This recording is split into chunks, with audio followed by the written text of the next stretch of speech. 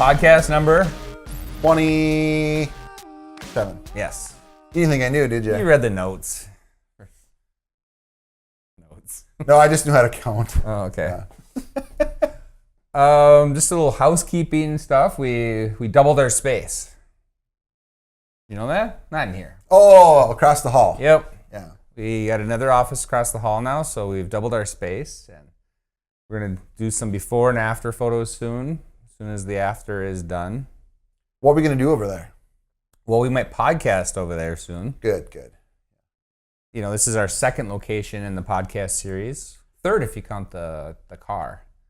That's true. Yeah. I have to say though, so far this has been my favorite from a look standpoint. Right. Like I think the other room was fine, but sitting down and just fighting with the natural light, it always looked different. Yeah. This has been pretty good. All right. Our followers don't want to hear about that stuff. They want to hear about inbound recruitment.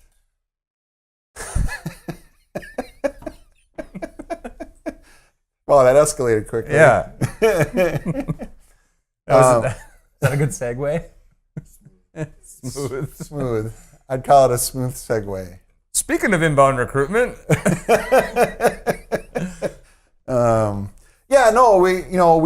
We always try and tackle marketing themes in the podcast, and we've touched on a lot of different things. This time we thought we'd talk about something that we've actually talked to some of our clients about recently that doesn't seem like it'd be a problem, but it is. You're writing a book over here? What do you mean? This is all my notes. And guess which parts are important? All of it's highlighted. You saw it too, didn't you? What? Just making myself comfortable here. Okay, so problem basically has been we've been approached by a couple organizations, and we work with a lot of different ones from healthcare to government, and it's kind of the same story across the board, and that is the fact that we have such low unemployment right now in this country overall that they're having a lot of issues, and it's not just higher end positions. It's everything from bank tellers to you name it, and they're having issues with not only gaining qualified candidates but retaining them, right? Mm-hmm. And so lately we've been tasked with what do we do as an organization to kind of help us fill those important positions, mm-hmm. because obviously as an organization you need key things filled all the way down the line in order for you to run good, right? To have a one that's efficient and one that provides all the services and things that you would expect. And so, can I say a couple of the things before you jump in there? Couple of reasons maybe they're not finding candidates, right? I think I would say one of them, because low unemployment, people have jobs now, so they're not necessarily looking. They're not necessarily looking. Especially the higher end people that people might be looking for. Right. And what was my other one? Well, I was going to say, I think that's a good point. I think another one is when you do have so many filled, but when you do have one that might be really specialized, well, if they're all in their own specialized position, or what's left, if you will, isn't checking a box or two, you can't just go hire anyone you see, right? Right. So it becomes a two-way street. Right. I know what my other thing I was going to say was those people that do end up maybe interviewing or seeking out the position, they're going to be a lot more demanding. Yeah. They already have a job, so they might even have a job they love and like, or or like. So if they're looking, then they want that big jump. So they might, salary or vacation or things like that. They're going to be a lot more demanding, which the hiring place might not be able to provide. Right. Yeah. And so we have a couple things here, and I'm just going to talk about them. Talent is a business priority. This is part of the problem. It's that people aren't always looking for a job, like you just said. Like sometimes people might just be like, well, I'm happy here, but I'm going to see what's out there. I'm going to poke around a little bit, see what else is out there, mm-hmm. And I think a lot of times in organizations, if they're large enough, they might already have an HR department or an HR director or some group of people. That's their job to keep that, but it's not necessarily their weight to basically bear all the time. It really becomes a organizational problem, that in order for them to find the right people, that everyone needs to kind of have an equal part in that. So talent really should be and gaining talent is a business priority, right? So that's part of the problem. Recruiting has changed. So we found online, we found some of our research that there's a lot of people start their search on Google, and I think that's where a lot of people start any search nowadays is on Google for whatever they're looking for, and that includes employment. So definitely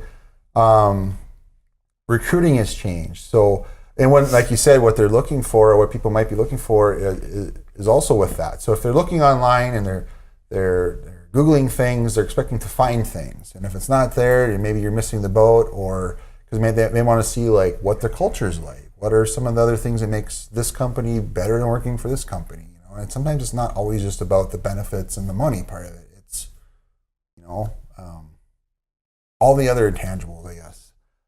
And then the current workforce, we've got the three big groups right now, and demographic-wise: baby boomers, Gen X, millennials, right? So they're all at different points in their careers, and so a lot of where they're at in life in the workforce also has an impact on that.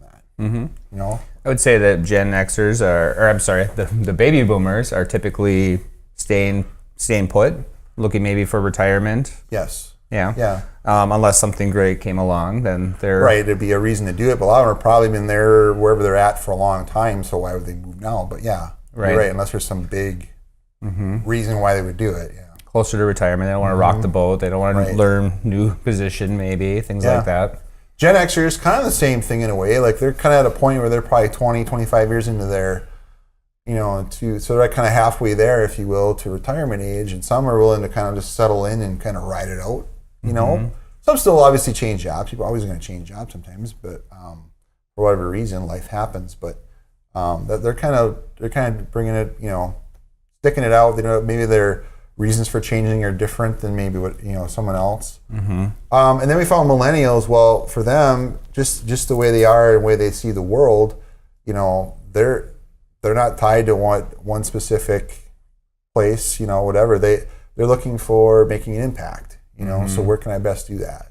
So there's a lot of different reasons for the millennial generation to consider, and of course they're tech savvy and kind of grew up on the internet, if you will, and so that's of course where they're going to be, right? So one of the notes in here that I think is interesting that you might not think about is talking about the baby boomers that are close to retirement.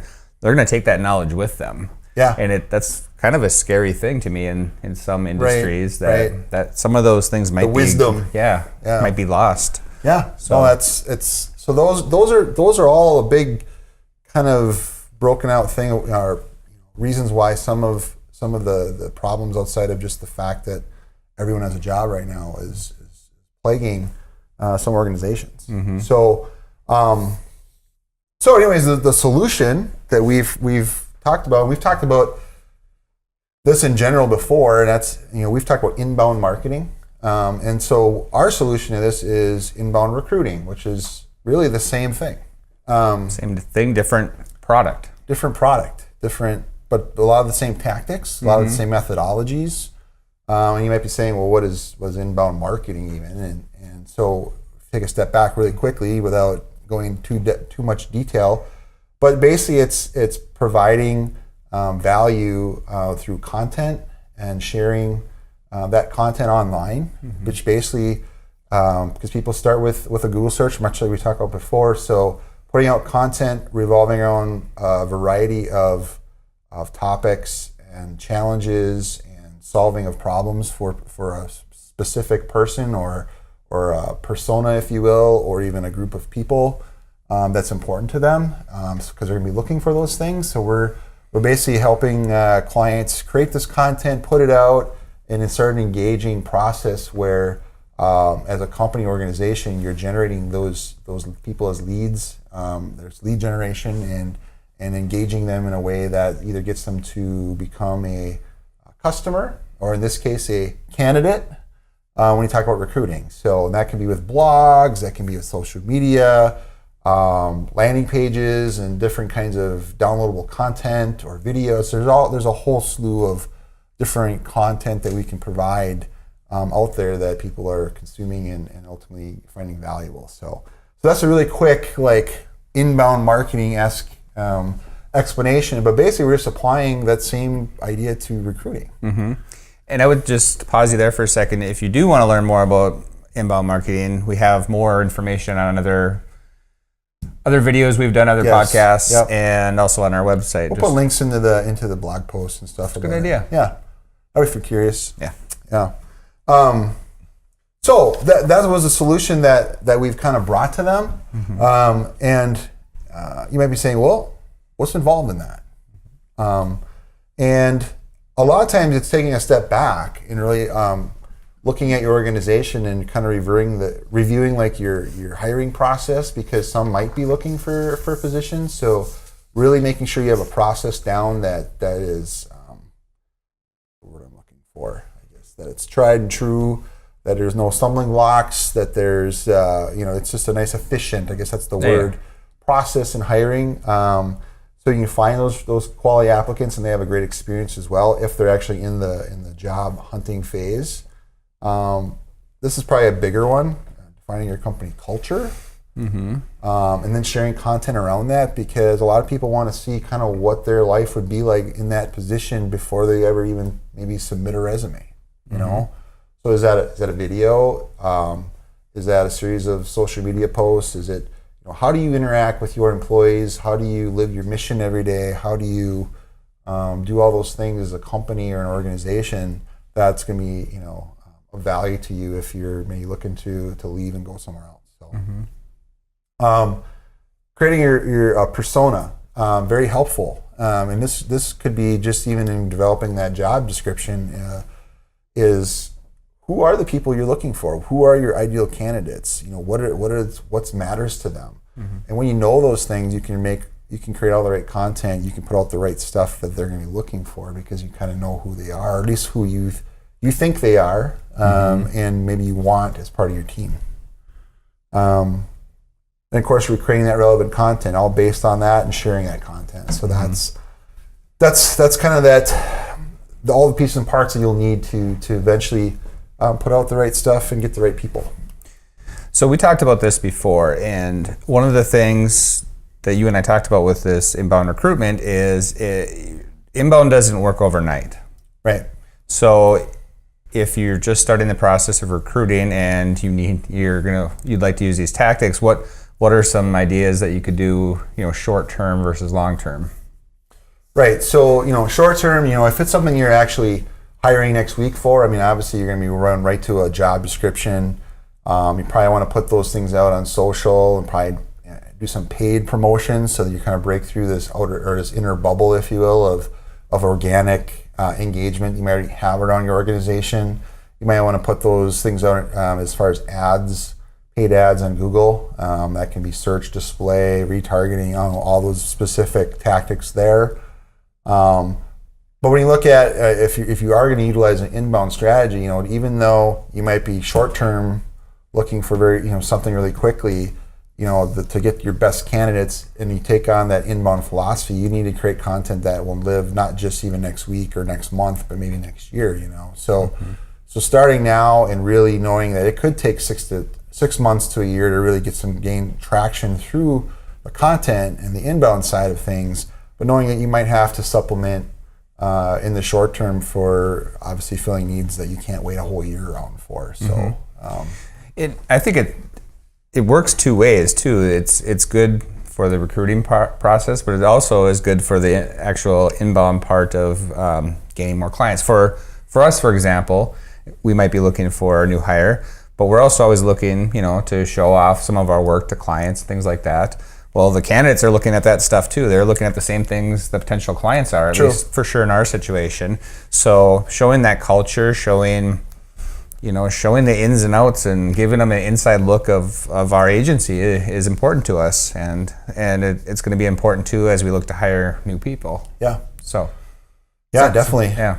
And so, really quick, like how does this thing look as far as, so to kind of boil this down. So the process really for maybe the life cycle of this is that you can think of someone online, maybe they put in the Google, like social worker, Northern Minnesota, just for example, right? Career or something like that. Typically then the idea is that we would have a series of posts or content that's been indexed because you've been doing this and putting out content over time. And then you would basically click on that. You become from a stranger, you kind of get converted to more of a person that's interested in engaging with your company. Maybe there's a little bit deeper piece of content then based off that blog post that you then would maybe find valuable to download because you want to take that with you. Interact some more. You might give your email address for it on our end. Or on your end, I should say, you would take that email address out of your CRM, your customer relationship management piece, and then HubSpot has it built in. But that way, now you know as a potential candidate what they've looked at, what things they clicked on, what was important to them. You can then start to nurture that relationship over time through email. Mm-hmm. Same thing we would do with a marketing client, except in this case, it would just be kind of keeping an engagement open with them so that down the line, if they actually truly were ready to maybe make a move about their career, they already know a lot about you, what the culture is. So now if something that's relatively the same or maybe the exactly same kind of position to them, we're going to have a way to identify them more quickly. Mm-hmm. And we're already warmed up to it. And so they would become more of a qualified candidate or like in the marketing side, a qualified lead, if you will, that would turn to a customer, or in this case, a candidate. So, well said. Yeah, whew. It's a lot of stuff, but I mean, it's definitely something that we found a lot. Again, more and more organizations have been asking about what do they do, and we really feel strongly this is a great way to maybe get there for them. So, anyways, that's the quick kind of overview of inbound for recruitment. Hopefully, if you're having similar issues, like this has been helpful. Mm-hmm.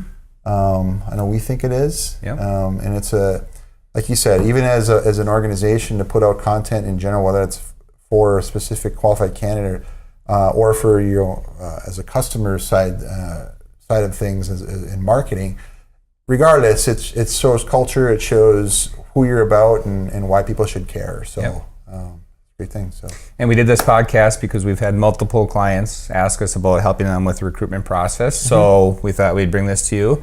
If you have other marketing thoughts or questions, then hashtag AskCA, and you can do that on social media. Yeah. Email. So, all right. Well, till 28. Next time. Yeah. See you later. See ya.